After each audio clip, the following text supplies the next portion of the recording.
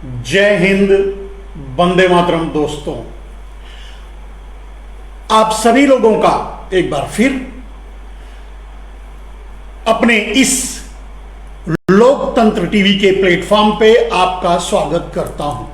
मैं मनमोहन मिश्रा आपका अभिनंदन करता हूं, आपको नमन करता हूं और मैं कह नहीं सकता कि आपके लिए मेरे दिल में कितनी जगह है, कितनी इज्जत है, क्योंकि आपके बिना हम अधूरे हैं।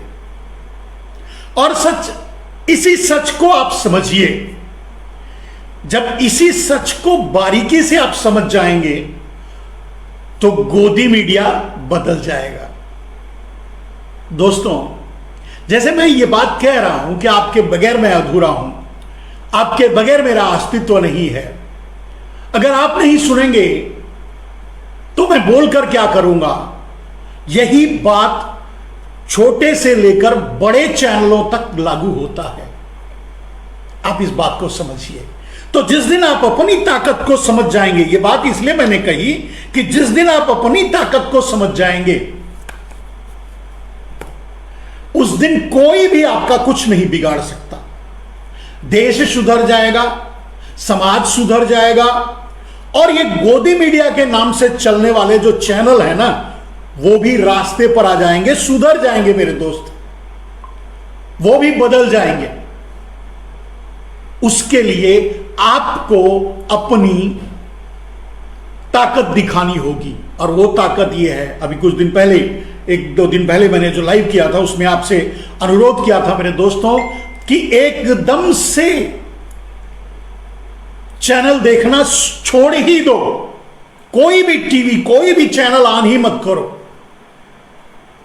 मनोरंजन के चैनल जो देखना हो देखो। अभी गोदी मीडिया देखने से तो मैं समझता हूं गोदी मीडिया देखने से अच्छा है कि सपना चौधरी का डांस ही देखो। वहां कुछ समय तक का मनोरंजन रहेगा, मन में अच्छे बुरे विकार भी आ सकते हैं, वो सारी बुराइयां, लेकिन कम से कम आप गोदी मीडिया देखकर आतंकवादी तो नहीं बनोगे। आप गोदी मीडिया देखकर लिंचिंग मास्टर तो नहीं बनोगे। आप गोदी मीडिया देखकर अपने ही देश को बेचने वाले का समर्थन तो नहीं करोगे। तो कहने का अर्थ यह है मेरे दोस्त कि गोदी मीडिया का चैनल, न्यूज चैनल देखने से बेहतर है, इसीलिए मैंने कहा कि न्यूज चैनल देखने से बेहतर है कि सपना चौधरी का डांस देखा करो। तो आप कहोगे साधु संत आदमी तिलक उलक लगाकर आप ये क्या बोल रहे हो, लेकिन ये है कड़वा लेकिन सच है। क्योंकि जो बुराइयां इस समाज में, इस देश में गोदी मीडिया चैनल्स देखने पर आ रही हैं, कम से कम सपना चौधरी का डांस देखने पर वो बुराइयां नहीं आएंगी। आपके चरित्र में थोड़े बदलाव आ सकते हैं, थोड़ी गिरावट आ सकती है सपना चौधरी का डांस देखने से, लेकिन यह तो गारंटी है कि आप आतंकवादी नहीं बनोगे।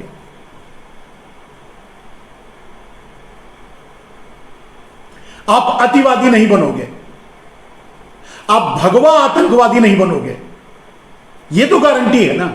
तो कम से कम एक रोग से बचने के लिए, देश को बचाने के लिए अगर ऐसा भी करना पड़े तो कोई गुरेज गलत नहीं है और गुरेज भी ना रखें। आप ऐसा कर सकते हैं मेरे दोस्त। अब हम आते हैं उस मुद्दे पर जो आज हम आपके सामने रखने के लिए आए हैं। आज हम आपसे, और जानते हैं मैं हमेशा कहता हूं मेरे दोस्त कि मैं सोमवार से शुक्रवार तक हर रोज प्रतिदिन 10 बजे इसी प्लेटफॉर्म पे आपसे मिलता हूं। अपनी भावनाओं को लेकर, अपने विचारों को लेकर, अपनी बातों को लेकर आपसे मेरी मुलाकात होती है। आपके सामने मैं अपने विचार प्रकट करता हूं और मैं देखता हूं कि आप खुशी खुशी उसे स्वीकार करते हो, दूसरों तक पहुंचाते हो। और कम से कम मैंने फ्राइडे, पिछले हफ्ते के अंतिम लाइव को देखा तो 4600 के ऊपर लाइव आप लोग जुड़ गए मेरे साथ। मुझे भी आश्चर्य हुआ। टेक्निकली जब मैंने उसे तलाशने लगा तो मुझे लगा कि आपका प्यार मेरे प्रति कम नहीं है, और जो मैं कहता हूं आप तक पहुंचाता हूं उसे आप अच्छी तरह सुनते भी हो, समझते भी हो और उसे दूसरों तक पहुंचाते भी हो। लेकिन यह मैं अच्छी तरह जानता हूं कि जो सोशल मीडिया को भी भारतीय जनता पार्टी, नरेंद्र मोदी, उनका आईटी सेल या उनका स्पाईवेयर या उनका पेगासस सॉफ्टवेयर जो कंट्रोल करता है, उसके लिए हमारी बातें आप तक नहीं पहुंच पाती, बीच में रह जाती हैं या लड़ती हैं आप तक पहुंचने के लिए। मेरे दोस्तों, और उस लड़ाई में आपका साथ हमेशा हमें मिलता है, आपका सहयोग हमेशा हमें मिलता है, और इसीलिए हम उनसे लड़ाई जीतते भी हैं। वो कितनी भी कोशिश कर लें, हमको रोक नहीं पाते। आप तक हम पहुंचते हैं और आप हमें लोगों तक पहुंचाते हैं। अगर वो हमारे इस लाइव को स्लो कर देते हैं, डेड इन कर देते हैं, डेटा को डिस्टर्ब करते हैं, तो भी और भी माध्यम हैं। यही वीडियो जब YouTube पे चलता है, यही वीडियो जब फिर से ट्रिम करके जब इसी प्लेटफॉर्म पे चलता है, आप बड़े प्यार से और बहुत देखते हैं उसे। तो तरह तरह से इन षड्यंत्रकारियों से, क्योंकि आज की सत्ता, आज के सत्ता के शीर्ष पर एक षड्यंत्रकारी बैठा है मेरे दोस्त, एक नेता नहीं बैठा है। नेता देश का होता है, नेता देश की आम जनता का होता है। तो जब नेता ही नहीं बैठा है, वो एक पूंजीवादी तत्वों का, पूंजीपतियों का गुलाम जब बैठा है, पूंजीपतियों का चौकीदार जब बैठा है, तो अपने जनता से न्याय नहीं कर पाएगा, क्योंकि उसे अपने एम्प्लॉयर से वफादारी निभानी है। वो जिसकी चौकीदारी कर रहा है उसके प्रति वफादारी निभानी है, उसकी ड्यूटी करनी है, और वही हो रहा है, वही किया जा रहा है। मेरे दोस्तों,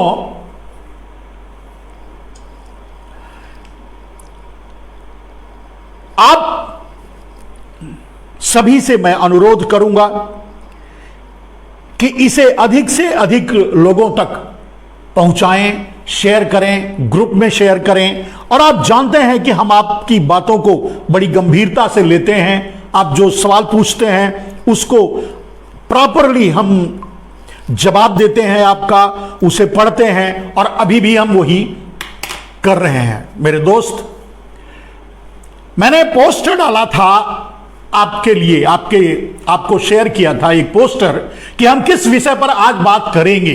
वो विषय था कि देश में मोदी जी के कुशल नेतृत्व, एक व्यंग है कि देश में मोदी जी के कुशल नेतृत्व के कारण अमीरों की अमीरी और गरीबों की गरीबी दोनों का विकास हुआ है, और दोनों का विकास समानांतर रूप से हुआ है, समान रूप से हुआ है। जितनी तेजी से अमीरों का पैसा बढ़ा, अमीरों की अमीरी बढ़ी, उतनी ही तेजी से गरीबों की गरीबी बढ़ी।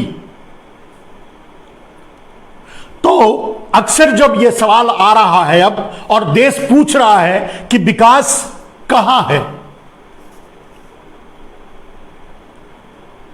विकास पैदा क्यों नहीं हुआ, विकास आया क्यों नहीं, विकास के बारे में जब लोग सवाल करते हैं तो उन्हें मैं बताना चाहता हूं कि विकास हुआ है।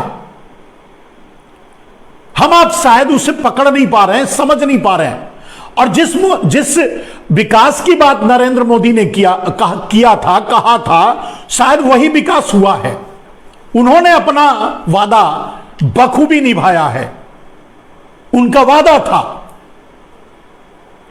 सबका साथ, सबका विकास, सबका विश्वास। अब नया नारा है, विश्वास भी जोड़ दिया है। तो सबका साथ, सबका विकास और सबका विश्वास। अब उसको समझ लीजिए, उन्होंने कहा था। अब वो कहा था, उसका मतलब क्या है? अक्सर लोग मतलब को, नरेंद्र मोदी जो कहते हैं उस मतलब को गलत तरीके से ले लेते हैं। क्योंकि पहले उन्होंने कहा था कि मैं चौकीदार हूं, तो पूरा देश तालियां बजाने लगा, मैं भी चौकीदार, मैं भी चौकीदार, मैं भी चौकीदार। पूरा मंत्रालय, पूरा भारतीय जनता पार्टी, पूरी उनकी आईटी सेल, सब ये कहने लगे मैं भी चौकीदार। अब उनसे कोई पूछे कि कभी आपने नरेंद्र मोदी से यह पूछा कि मैं भी चौकीदार, तो किसका?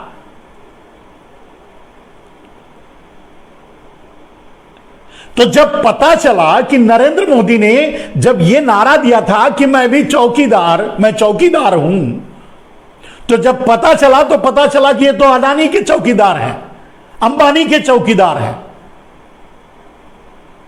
अब जब ये अडानी और अंबानी के चौकीदार हैं मेरे दोस्त, तो आपके लिए क्या करेंगे? आप कुछ समझ सकते हो? और जब अडानी और अंबानी के चौकीदार हैं हमारे नरेंद्र भाई, हमारे प्रधानमंत्री जी, और आप उनके साथ कंधे से कंधा मिलाकर कहते हो कि मैं भी चौकीदार, मैं भी चौकीदार, तो आप भी बन गए चौकीदार अडानी अंबानी के। इसलिए आपको बात भी समझ में नहीं आई। तो उन्होंने जो कहा वो किया, जो और उसको, उस वादे को निभाया मेरे दोस्त। और वो वादा यही था, सबका साथ, सबका विकास। तो विकास कैसे हुआ वो समझिए। आज यही डाला है मैंने कि देश में मोदी जी के कुशल नेतृत्व के कारण, अब मोदी जी से बढ़िया और कुशल कोई शासक तो होगा नहीं, तो मोदी जी के कुशल नेतृत्व के कारण अमीरों की अमीरी और गरीबों की गरीबी, दोनों का समानांतर विकास हुआ है। आज दोनों आसमान छू रहा है। गरीब बद से बदतर हो गया। 55 पोजीशन पे थी देश की भूखमरी, भारत में भूखमरी 55 पोजीशन पे थी अंतरराष्ट्रीय मानक में। और जानते हैं अभी क्या है? 103 पोजीशन को भी क्रॉस, अब तो मेरे ख्याल से और भी नीचे चली गई होगी। शायद ही भारत में कोई ऐसा देश होगा, कोई होगा हंगरी या कोई ऐसा कोई अफ्रीकन कंट्री या जहां कुछ नहीं होता होगा, कोई ऐसा देश होगा, मैं नहीं समझता। एक दो देश ही पीछे के हम आगे हैं। क्या से क्या कर दिया नरेंद्र मोदी ने, तो विकास किया। अगर अब कोई यह कहता है कि विकास नरेंद्र मोदी ने नहीं किया, तो मैं उससे कहूंगा भाई विकास तो उन्होंने किया। अमीरों की अमीरी का विकास किया, गरीबों की गरीबी का विकास किया। मतलब तो साफ है, सबका साथ सबका विकास। गरीब का साथ दिया और गरीब बनाया, अमीर का साथ दिया और अमीर बनाया। उन्होंने तो न्याय किया है। उन्होंने तो जो कहा था वो वादा निभाया है। और वैसे भी उनसे आप भाई, वो पहले ही कह दिए थे कि मैं चौकीदार हूं। आप भी उनके पीछे पीछे चले गए और बोले कि मैं भी चौकीदार हूं। तो चलो अब अडानी अंबानी की चौकीदारी करो, इसके अलावा तो कुछ है नहीं। तो विकास हुआ मेरे दोस्तों, वही बात आज आपके सामने मैं रखूंगा कि मोदी जी के कुशल नेतृत्व के कारण अमीर अमीर अमीर अमीर से अमीर हुए। और जैसा कि आपने कुछ दिन पहले सुना होगा कि हमारे अडानी भाई तो विश्व पटल पर छा गए हैं। वो मार्क जुगरबर्ग फेसबुक का जो है और दूसरे जो ठचर बंधु, पता नहीं कौन कौन, जितने भी दुनिया के पूंजीपति हैं उनकी कतार में जाके खड़े हो गए। हो सकता है उनसे आगे भी निकल गए हों। तो विकास कैसे नहीं हुआ आप बताओ? भले ही लाखों लाख लोग भारत के मर गए, उनके रिकॉर्ड के अनुसार 4 लाख से ऊपर लोग 4-5 लाख से ऊपर मर चुके हैं, लेकिन कितने मरे हैं ये तो आप जानते हो, आपके घरों में मरे हैं, आप अच्छी तरह जानते हो। तो लाखों लाख लोग भले ही मर गए, लोग भूखों से मरते रहे, लोगों को कफन नहीं मिला, लोगों को स्वास्थ्य सुविधाएं नहीं मिली, लोगों को ऑक्सीजन नहीं मिला, लोग हाफ हाफ करके कुत्ते की मौत मरे और कुत्ते की तरह ही पानी में फेंक दिए गए, जहां से कुत्ता घसीट कर किनारे लेके आया और इस देश के सरकार की पोल भी खोला। अंतिम संस्कार तक भी नहीं हो सका मेरे दोस्तों, बालू में दफना दिया गया, नीचे 2-2 फीट गड्ढा करके डाल दिया गया, उस पे चादरें चढ़ा दी गई। जब वो चादरें अपनी कहानी कहने लगी तो उन कब्रों पर से, वो कब्र कहेंगे जो भी कहेंगे, जिनको दफनाया गया था, तो वो उन दफन मुर्दा जो मृत्यु को प्राप्त हो चुके हैं, उनके कफन को भी इन्होंने घसीट लिया, खींच लिया, उतार लिया। अब इसलिए नहीं उतार लिया कि बेचकर उसको पैसा कमाएंगे, लेकिन इसलिए उतार लिया कि दुनिया जान रही है, दुनिया समझ रही है और देख रही है, दुनिया थू थू कर रही है इसके लिए। तो विकास तो किया, आपका विकास हुआ, आप गरीब हुए, आपका विकास हुआ, आपको मौत मिली, आपका विकास हुआ, आपने आत्महत्या की, आपका विकास हुआ, आपके बाल बच्चे पढ़ाई लिखाई सब तहस नहस हो गया, आपका विकास हुआ। यह विकास ही है। उधर अमीरों का विकास हुआ, अडानी की संपत्ति बढ़ी, जयशाह की संपत्ति बढ़ी, अंबानी की संपत्ति बढ़ी, और जितने भी मोदी के भाई बंधु हैं गुजराती चोर, उनकी संपत्ति बढ़ी। और गरीब दाने दाने के मुहताज होने लगा, महंगाई कमर तोड़ने लगी, गैस का सिलेंडर आसमान छूने लगा, पेट्रोल डीजल के दाम हमारे नरेंद्र मोदी उम्र से भी ऊपर हो गया। यह ताना नरेंद्र मोदी ने ही दिया था मनमोहन सिंह को कि रुपए की गिरावट और मनमोहन सिंह की उम्र में कंपटीशन चल रहा है। अब तो रुपए की गिरावट उनकी भी उम्र पार कर चुका है। मेरे दोस्त,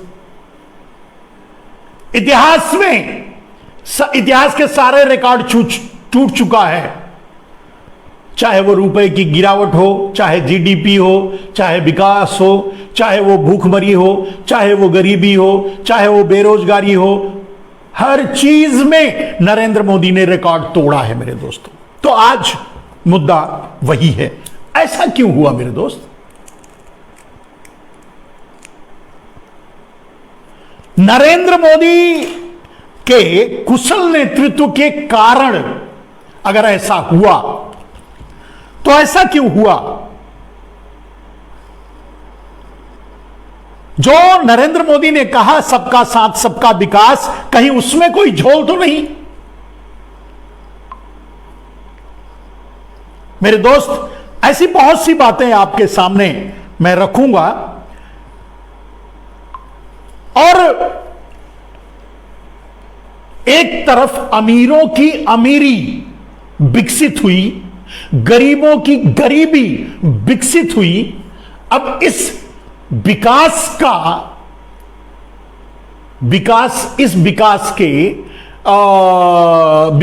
के कफन से चादर ना खींच लें आप, जिसे दफना दिया गया, तो साजिशें रचते हैं नरेंद्र मोदी। कभी 3 तलाक का, तो कभी लव जिहाद का, तो कभी पता नहीं क्या क्या यार। अभी एक नया सगुफा नया नया नया बड़ा तेजी से आप भी सोशल मीडिया में देखते होंगे, मैं भी सोशल मीडिया में देखा। मीडिया वालों ने तो गोदी मीडिया इसको उठाएगी और दूसरे मीडिया वाले उसको छोड़ देते हैं। अच्छा करते हैं, मैं तो समझता हूं छोड़ के ही रखना चाहिए। तो दोस्तों, आपने देखा होगा कि अब हिजाब मतलब वो क्या कहते हैं, जो मुस्लिम औरतें स्कार्फ बांधती हैं अपने चेहरे पे, ढकती हैं, अब उस पर भी सवाल उठ रहा है, उस पर भी बातें की जा रही हैं। अरे यार, ये काली टोपी वाले कहां कहां तक जाएंगे? मुझे तो समझ में नहीं आता कि ये काली टोपी वाले किस किस चीज के बारे में आवाज उठाएंगे, सवाल उठाएंगे, या किस किस पर प्रतिबंध लगाएंगे। ये क्या चाहते हैं काली टोपी वाले? काली टोपी वाले समझ रहे हैं ना? अरे भाई, मैं जिसको काली टोपी कह रहा हूं उसको तो समझ रहे होंगे। अगर इससे नहीं समझते तो मैं बोल देता हूं काली टोपी और हाफ चड्डी वाले। चलिए, वो हाफ चड्डी अब फुल पैंट बन गया है। आपको पता होना चाहिए भारत के किस सभ्यता में हाफ चड्डी चलती थी, ये बताइए। भारत की कौन सी सभ्यता में, कौन से काल में काली टोपी चलती थी, ये बताइए। तो ये बेचारे तो अंग्रेजों की पैदाइश हैं और अंग्रेजों के क्या कहते हैं, उनके खून को लेकर ढो रहे हैं, परेशान हैं और उन्हीं की राह पर चल रहे हैं। तो ये काली टोपी वाले किस किस चीज पर आवाज उठाएंगे, बैन करेंगे, बोलेंगे, मैं नहीं समझता किस चीज पर।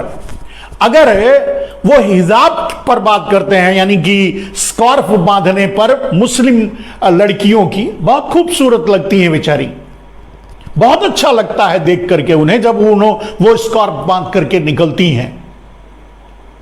क्यों तकलीफ होती है किसी को? क्यों उस पर आवाज उठाता है? क्यों बोलता है? क्या गलत है भाई?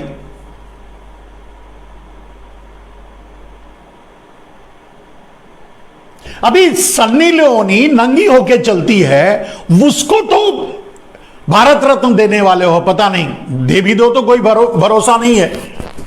ऐसों को दिया, कैसे कैसे को दिया, जब रेखा को दे दिया, जब पता नहीं कितने देखा को दे दिया और दिखावा को दे दिया, तो उनको भी दे देंगे, सन्नी लियोनी को भी दे दे। तो क्या आपको वही पसंद है? सन्नी लियोनी पसंद है?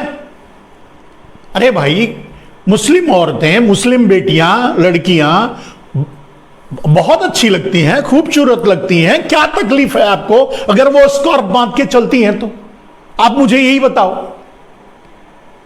मुझे तो किसी एंगल से नहीं लगता कि वो खराब है। और क्यों लगता है आपको भाई? और सबसे बड़ी समस्या है, कितनी चिंता करोगे यार, कितना हिंदू मुस्लिम कार्ड खेलोगे, कितना हिंदू मुसलमान करो, कहां कहां कितना नीचे गिरोगे, कहां तक जाओगे? हे काली टोपी वाले, हे हाफ चड्ढी वाले, तुम कहां तक जाओगे? कितने बुरे दिन दिखाओगे? क्या आगे ये देश अब ये देखेगा कि किसका खतना हुआ है, किसका खतना नहीं हुआ है?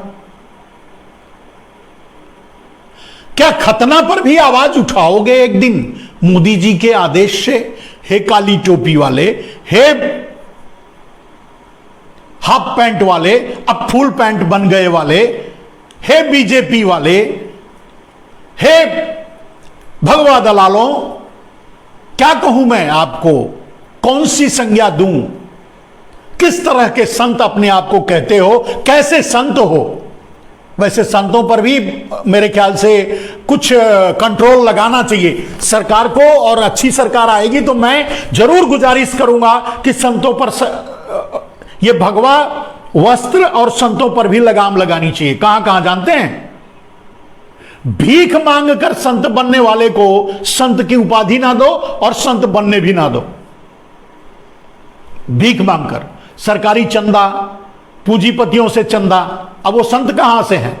वो तो अलग से पूंजीपति बन जाते हैं रामदेव। वो तो लाला रामदेव बन जाते, रामदेव भीख भीख मांग करके लाला रामदेव बन जाते हैं। तो आगे से ये जो भगवा पहन करके ये चंदा मांगते हैं उस पर प्रतिबंध होना चाहिए। क्यों मांगे भाई? और जो अपनी कमाते हैं और खाते हैं, मांग करके नहीं, मांग के नहीं, कमाते हैं और खाते हैं और भगवा पहनते हैं, ऐसे लोगों को ही संत की उपाधि देनी चाहिए, मेरे जैसे लोगों को। आज भी मैं कम से कम 12-14 घंटा काम करता हूं, बड़ी लगन से, बड़ी मेहनत से, तब रोटी खाता हूं, अपनी कमाई बचपन से लेकर। और जब से कम नहीं कुछ तो ये 7-8 साल 10 साल हो गया मुझे भगवा, 2022 चल रहा है ना, तो 2007-8 में मैंने भगवा पहना था। तो 2008 और आज का देख लीजिए कितना हुआ, 8 2 10 वहां हो गया, माने 22-24 साल, 14 साल, 12-14 साल से मैं भगवा पहन रहा हूं। मैं अपने आप को संत कहता हूं और बड़ा गर्व होता है मुझे अपने आप को संत कहने में, क्योंकि आज तक दुनिया का कोई भी आदमी यह नहीं कह सकता कि मैंने स्वामी मनमोहन जी को 1 रुपया चंदा दिया था। मैं भीख नहीं मांगता।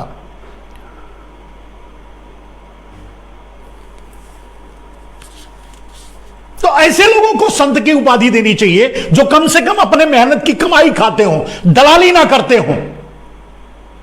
दलालों को संत नहीं होने देना चाहिए। सरकार को लगाम लगानी चाहिए। आगे की सरकारें जो आएंगी, नरेंद्र मोदी तो जो कर दिए, लेकिन आगे की सरकारें आएंगी, मैं उनसे गुजारिश करूंगा, विनती करूंगा कि आगे भगवा पर भी प्रतिबंध लगाना चाहिए।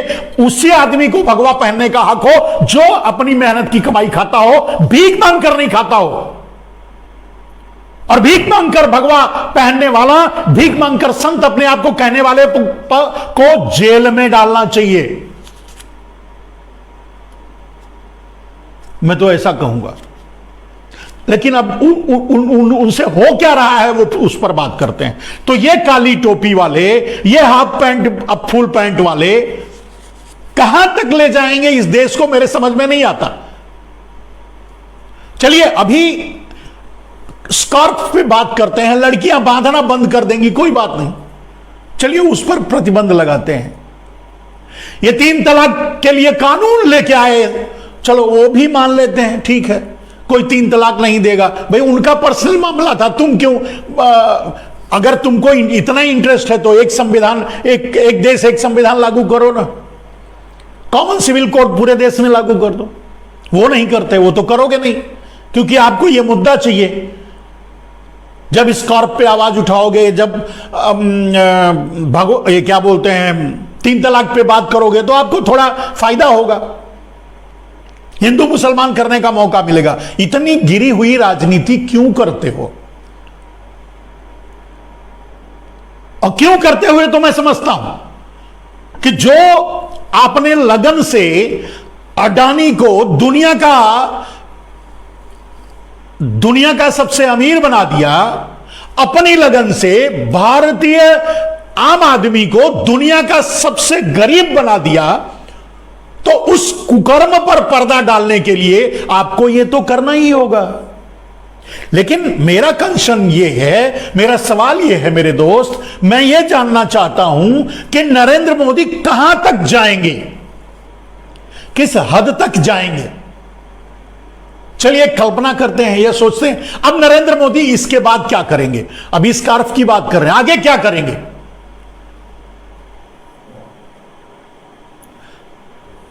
मैंने एक मुसलमान भाई से बात कर रहा था, तो मैं बोला अब ये अगला क्या करेंगे। तो बोला हो सकता है सर कि ये खतना पर बैन लगाएं। तो मैं बोला खतना पर बैन तो लगा सकते हैं, कोई बात नहीं, अब अगला यही बचा है कि खतना पर बैन लगाएंगे।